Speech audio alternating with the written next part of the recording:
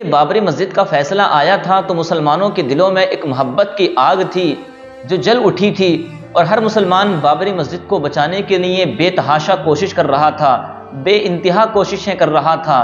अगर ये बाबा इस वीडियो के अंदर सच कह रहे हैं, इनकी बात में सदाकत है, इनकी बात में सच्चाई है, तो फिर मुसलमानों को कहाँ बोलने की ज़रूरत है। आप इनकी गुफ्तगू को सुनिए और उसके बाद आप फैसला कीजिएगा। कोर्ट ने ये कहा था कि हम फैसला दें, इससे अच्छा है आप लोग आपस में मिल बैठ करके इस बारे में तय कर लीजिए, वो ज़्यादा शोभायमान होगा।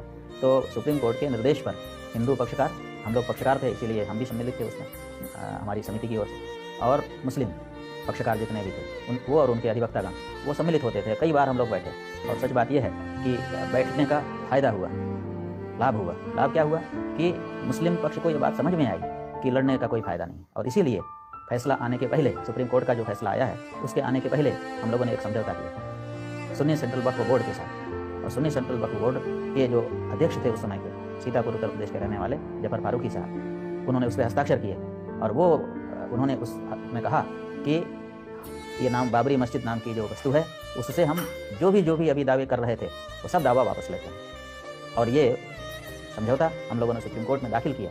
इस समझौते के बाद 5-0 से फैसला आया। अगर ये समझौता नहीं होता तो ऐसी वर्डिक्ट ना आती 5-0 की, क्योंकि मुस्लिम पक्ष ने दावा ही छोड़ दिया था, इसलिए फिर किसी भी को कुछ कहने का अधिकार नहीं रह गया था जजेस को, इसलिए उन्होंने 5-0 से फिर एक पक्ष में फैसला। आपने इनकी बातों को सुना और ये हकीकत बात है, मुसलमान जहां कमज़ोर पड़ा है या मुसलमान ने जहां पर अपने मजहब के साथ गद्दारियां की हैं या मुसलमान के साथ धोखा किया है, तो वहाँ मुसलमान की हर जगह पर हार हुई है। आप तारीख़ उठा कर के देखें, मुसलमान अगर परेशान कभी हुआ है, मुसलमान की कभी हार हुई है, तो उसमें हराने वाले सबसे पहले हाथ अपनों का रहा है।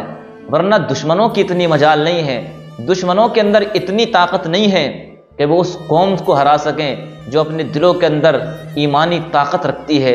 उस कौम को हराना नामुमकिन है, लेकिन ये कौम कभी हारी है।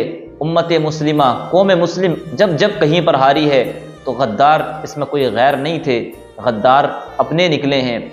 आप क्या समझते हैं, बाबरी मस्जिद का फैसला जो हमारे हाथों से चला गया, बाबरी मस्जिद जो हमारे हाथों से चली गई, इसमें क्या मुसलमानों की कमी नहीं थी? मुसलमानों ने अंदरूनी तौर पर इस पर मज़े लिए हैं और मुसलमान जो बड़े बड़े मुसलमान थे वो बिकते नज़र आए हैं। इसी वजह से इस मस्जिद का फैसला हमारे हाथ से चला गया।